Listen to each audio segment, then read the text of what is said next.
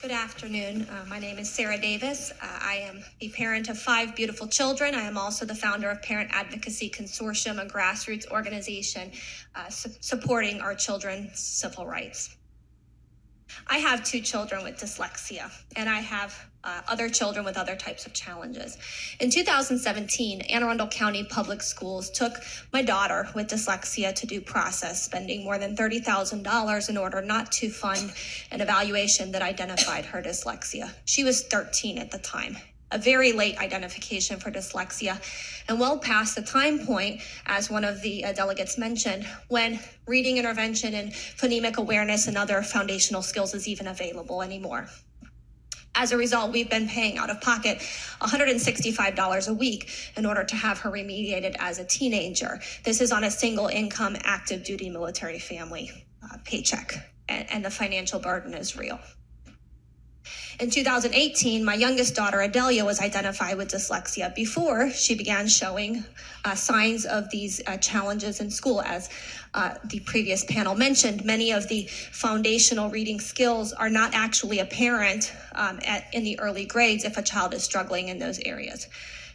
Anne Arundel County has also denied her supports for dyslexia, and we will be providing her the independent supports that we're paying for. And so I urge you to really consider this bill. This has real life impact on real life families.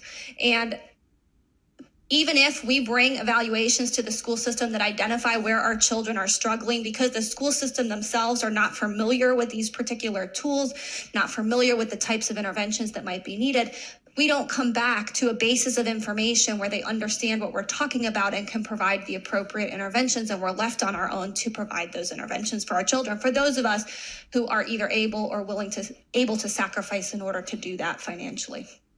So again, I urge you to pass this bill. Make sure that we are addressing the learning and reading needs of not just our special education students, but all of our general education students who deserve the right to learn effective reading skills at the age range and developmental period when that is appropriate for them, not waiting until they develop anxiety and other secondary problems because they're struggling with these initially hidden challenges around reading. Thank you very much for your time and attention today. Thank you. And will Adelia be speaking? My name's Adelia, and I have dyslexia, and I want to learn how to read. And please help me and kids like me. Adelia, thank you. We're going to try to do something to help out. You are so brave to be here today. Thank you so much. All right, Ms. Kitzinger? I'm going to go ahead and let Colin start first, and then I'll wrap up. Colin is my son, and he's a little nervous, so bear with him. Okay, make sure the mic is a little closer. All right, good luck, Colin. I know. You'll be awesome. Good afternoon. My name is Colin Kitzinger. I am 10 years old. Back when I was in my school running meet, I could never keep up with my work because I could never read the directions. This made me feel not so good. I was also bullied, which made me feel even worse.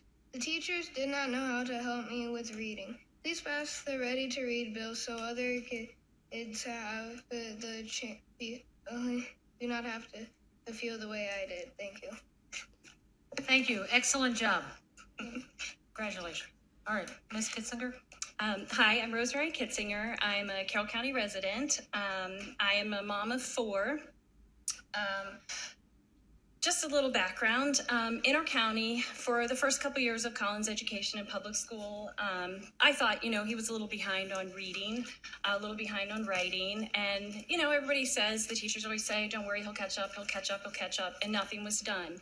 In 3rd grade, he was significantly behind at that point. We requested assessments from our county in addition to the assessments that we had already attained outside of the county because our school did not see a problem, so they did not provide assessments. The county school psychologist had told us that there was one certain assessment she thought would be good to assess Colin with, but our county didn't own it. So I requested an IEE, and the county chose instead to file due process against Colin because it's not against me, it's against the student.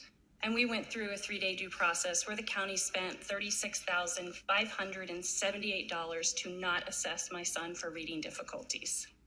So when we talk about a fiscal note and money and the long run, I'm sure the taxpayers, including myself, could have found a better use of $36,578. There is so much they could have done for him. What I learned on the third day of due process from an expert witness was by the end of third grade and 9 years old, it is nearly impossible to fully remediate these children. It is 4 times more difficult for them. I'm witness to this. My son is amazing and he's wonderful and he is smart and he tries so hard. And I see it and I see him try. But as a parent, I know that the school system and myself as a parent failed to early identify and early intervene. We are paying for private school now where they can give him the interventions that he needs. We are paying for tutoring. We are doing all the things that we can in our power. We are not rich. We are not a wealthy family. It is a struggle. There are many families who will never be able to achieve what we are achieving with Colin. So I would definitely like to see you pass House Bill 690, and I'm going to leave you with my little 2 cents thought. I'm a life member at Bethesda Chevy Chase Rescue Squad. I've been an EMT for many, many years. And in our world, it comes down to ABC, airway, breathing, circulation. Without A, you don't have B. Without B, you don't have C. Well, A is reading. Without reading, you don't have B. You don't have writing. Without reading and writing, you don't have C, which is a proper education. It just can't happen. And there is a golden hour that we know in the medical world of the time of opportunity for traumatic injury, heart attacks, and strokes, that golden hour to intervene and make the person's life better than it is. This is the golden hour of opportunity, is the early years.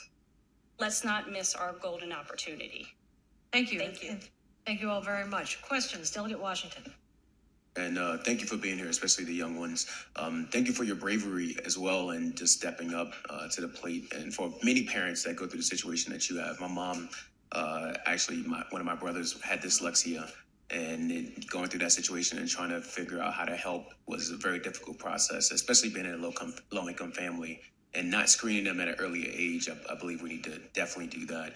Do you know how often that happens, your particular circumstance where the school system will spend money not to do the screening? And how often does that happen in the state? Do you know how often? I don't know how often it happens. I did actually look at our special education budget in Carroll County alone. I highly recommend our delegates take a look at it too. We spend a tremendous amount of money. Our county budget is like $165,000 for attorney fees. We've gone over that almost double for several years, which says to me we're failing the children. That money could be better spent. I don't know. I also have parents who ask me to help advocate for their children because I'm passionate about it. And I sit in meetings where children are in middle school and high school, and the teachers don't understand why little Johnny or little Susie can't read their work. Well, when the assessments come back and say, you know what, they stopped learning these skills in third grade. They have a third grade level reading. They have a third grade comprehension. Well, how do we expect them to comprehend high school work? Right. Yeah, thank you very much. You're welcome. Thank you. Any other questions? Thank you all again very much. I'll invite up the next 2 people testifying.